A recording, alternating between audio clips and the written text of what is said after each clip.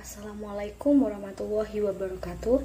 Perkenalkan, nama saya Karunia Utami, NIM E20192088. Prodi Ekonomi Syariah 2. Di sini saya akan mereview materi tentang pendapatan nasional. Dosen pengampu Abdul Wadud Nafis. Adapun pengertian pendapatan nasional. Pendapatan nasional adalah nilai total output akhir suatu negara dari semua barang dan jasa yang diproduksi dalam satu tahun.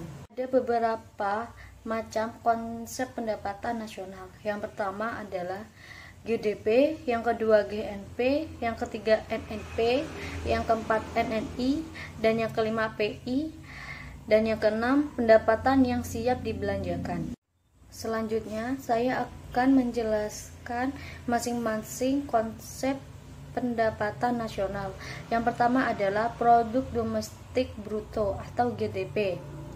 Merupakan jumlah produk baik barang maupun jasa yang dihasilkan oleh unit-unit produksi di dalam batas wilayah suatu negara atau domestik selama 1 tahun. Yang kedua adalah produk nasional bruto atau GNP.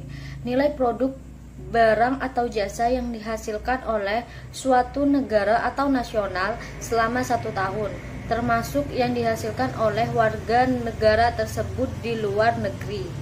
Yang ketiga adalah produk nasional neto atau NNP. Produk nasional kotor atau GNP dikurangi penyusutan barang modal. Yang keempat adalah pendapatan nasional neto atau NNI. Pendapatan nasional neto adalah pendapatan yang dihitung menurut jumlah balas jasa yang diterima oleh masyarakat. Yang kelima adalah pendapatan perseorangan. Merupakan jumlah pendapatan yang diterima oleh setiap orang dalam masyarakat, termasuk pendapatan yang diperoleh tanpa melakukan kegiatan apapun. Yang keenam adalah pendapatan yang siap dibelanjakan.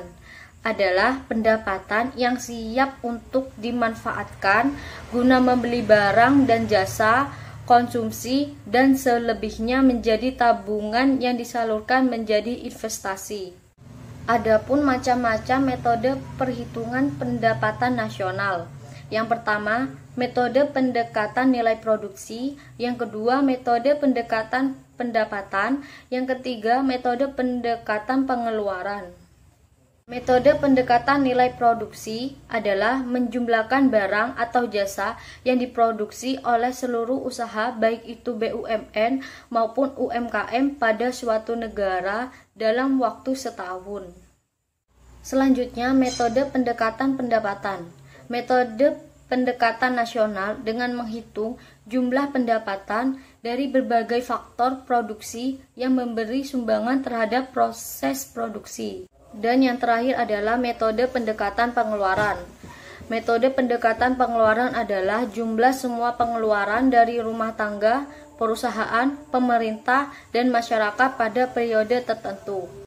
Adapun manfaat perhitungan pendapatan nasional. Yang pertama, mengetahui tingkat kemakmuran suatu negara. Yang kedua, mengevaluasi kinerja perekonomian dalam skala tertentu.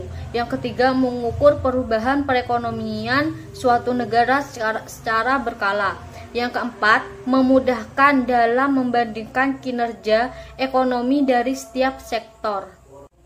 Ada beberapa macam pendapatan nasional dalam perspektif ekonomi Islam. Yang pertama, pendapatan nasional harus dapat mengukur penyebaran pendapatan individu rumah tangga. Yang kedua, pendapatan nasional harus dapat mengukur produksi di sektor perdesaan. Yang ketiga, pendapatan nasional harus dapat mengukur kesejahteraan ekonomi Islam. Yang keempat, penghitungan pendapatan nasional sebagai ukuran dari kesejahteraan sosial Islami melalui pendugaan nilai santunan antara saudara dan sedekah. Selanjutnya, sumber-sumber pendapatan nasional dalam ekonomi Islam. Yang pertama, ghanimah, yang kedua sedekah, yang ketiga infak, yang keempat zakat, yang kelima urs, yang keenam jizyah, yang ke-7 kharaj, yang ke-8 pajak tambang dan harta karun, yang ke-9 wakaf. Sekian dari penjelasan saya. Mohon maaf bila ada salah kata. Sekian dari saya. Wassalamualaikum warahmatullahi wabarakatuh.